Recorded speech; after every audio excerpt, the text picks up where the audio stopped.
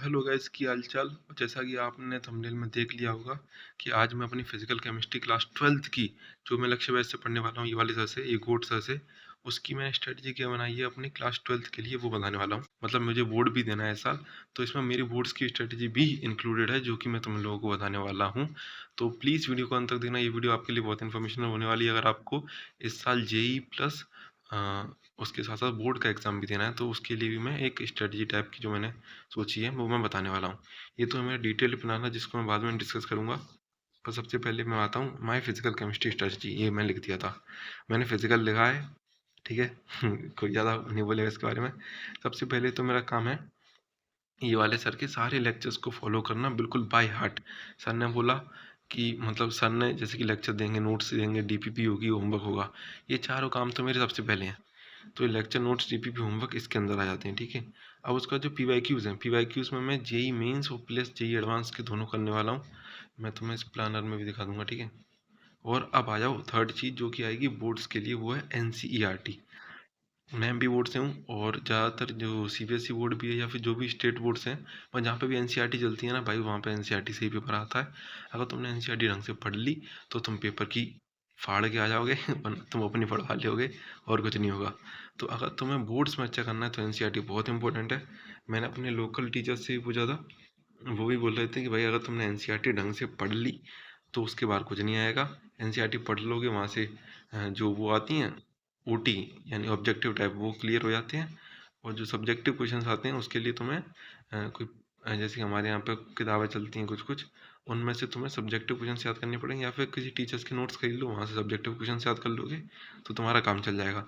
अगर तुम CBSE board में हो तो तुम्हें ये एनसीईआरटी प्लस मेरे हिसाब से वो आते हैं सैम्पल पेपर्स वाले, सैम्पल पेपर्स और कुछ क्वेश्चन बैंक्स आती हैं, वो यूज़ करोगे तो तुम्हारे लिए अच्छा होगा। क्योंकि मैं 10th सीबीएसई से ही पढ़ा था, तो वहाँ पे उसी के हिसाब से बताए जाते थे ना, तो मैं थोड़ा बहुत ट्राई करा था वहाँ से पढ़ने का। तो मैं पेपर नहीं दिया ऑफकोर्स सीबीएसई का, बट मैंने पढ़ाई उसी हिसाब से करी थी, तो मैं तुम्हें बता सकता हूँ थोड़ा सा, ठीक है। और फोर्थ चीज़ है इजी नोट्स, जो ये सर के हैं। इजी नोट्स को मैं फॉलो करूँगा पूरे। मैं एक बार पूरी किताब को पढ़ने वाला हूँ। यहाँ पे रखिए, यहाँ पे ये 3rd नंबर पे रखिए, थर्ड नहीं, थोड़ा नीचे। ये इजी नोट्स को मैं पूरा फॉलो करूँगा और पूरे ही सिलेबस, फिजिकल केमिस्ट्री के सिलेबस का 3x रिवीजन। 3x लिखा है, ये XXX नहीं लिखा है, ठीक है। 3x टाइम्स यानी कि 3 बार मुझे पूरे फिजिकल केमिस्ट्री का रिवीजन करना है, ये मेरा टारगेट है। और इसी टारगेट को, मतलब ऐसा थोड़ी ना कि मैं ऐसे रफ के पीछे देखने आया करूँगा बार बार। तो उसके लिए मैंने ये प्लानर बनाया था। ऐसा ही प्लानर मैं क्लास 11th की स्टार्टिंग में ही बना चुका था। ये प्लानर्स मैंने क्लास 10th में बनाए रखे हैं, तो मेरे लिए नई बात नहीं है। बस इस बार ये अलग अलग चीज़ें चेंज हो गई, ठीक है। तो इसको मैं डिटेलली समझाता हूँ तुम्हें। मेरी क्लास 11th फिजिकल केमिस्ट्री के 7 चैप्टर्स थे। सातों के लेक्चर नोट्स डीपीपी कंप्लीटेड हैं, यानी कि मेरा फिजिकल केमिस्ट्री में एटलीस्ट लेक्चर्स का बैकलॉग नहीं है। तो जो भी लोग यहाँ पे होंगे जिनका लेक्चर का बैकलॉग होगा, यहाँ से उन्हें इररिलेवेंट चीज़ें लगने लगेंगी। बट तुम थोड़ा रुको, मैं तुम्हारे लिए एंड में बताऊंगा कि तुम्हें क्या करना चाहिए, ठीक है। अभी एक सेकंड रुकना, ठीक है। अब ये शीट्स मेरे जो राहुल टूडी सर थे उन्होंने दी नहीं थी, इसलिए कोई मतलब नहीं है। और जेई मेंस का मैंने लिखा कि मेरे से 75% सवाल बनेंगे तभी मैं जेई मेंस पर टिक करूँगा। जी एडवांस के 50%, मॉड्यूल 70%। अभी हुआ कुछ नहीं है, बट थोड़ा लिख देते हैं, ठीक है।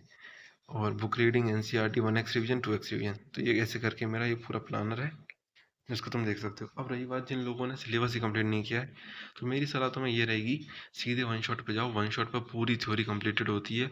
और क्वेश्चन प्रैक्टिस की बात हो गई ना, तो ये मैं जैसे कि यहाँ पे 3 सोर्सेज है मेरे क्वेश्चन प्रैक्टिस के, ठीक है। तुम क्या करना, तुम ये 3 में से एक पकड़ लेना कुछ, या तो जेई मेंस, नहीं सॉरी एडवांस मत पकड़ना डायरेक्टली, या तो जेई मेंस या मॉड्यूल पकड़ लेना, पूरा सॉल्व कर डालना, तुम्हारी प्रैक्टिस हो गई।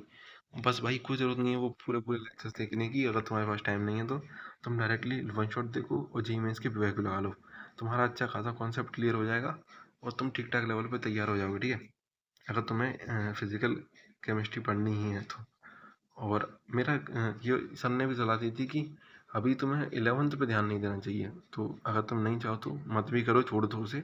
बस मोल्स वगैरह कैलकुलेट करना सीख लो, थोड़ा बहुत बेसिक बेसिक चीज़ें, उससे भी तुम्हारा काम चल जाएगा, ठीक है। तो ये तो हो गई मेरी स्ट्रेटेजी, जिसके बारे में ऑलमोस्ट 5 मिनट बात कर चुका हूँ। अब मैं बताऊँ तो अगली वीडियोस कुछ आएंगी जिसमें मेरी फिजिक्स, केमिस्ट्री और बाकी सब्जेक्ट की भी स्ट्रेटेजी आएगी। तो ये तो होगी आज की स्ट्रेटेजी, मतलब ये फिजिकल केमिस्ट्री की। अब यहाँ से पार्ट चालू होगा प्रोग्रेस अपडेट का। प्रोग्रेस अपडेट मैं बहुत जल्दी देने वाला हूँ। देखो ये पूरा है, अगर तुम देख पा रहे हो तो। हाँ 67 क्वेश्चन हैं और 2 लेक्चर किए मैंने, ठीक है। अब इस पर आ जाओ। मैंने ऑलमोस्ट 7 घंटा 20 मिनट पढ़ चुका हूँ, यानी 7.5 घंटे पढ़ चुका हूँ, ठीक है।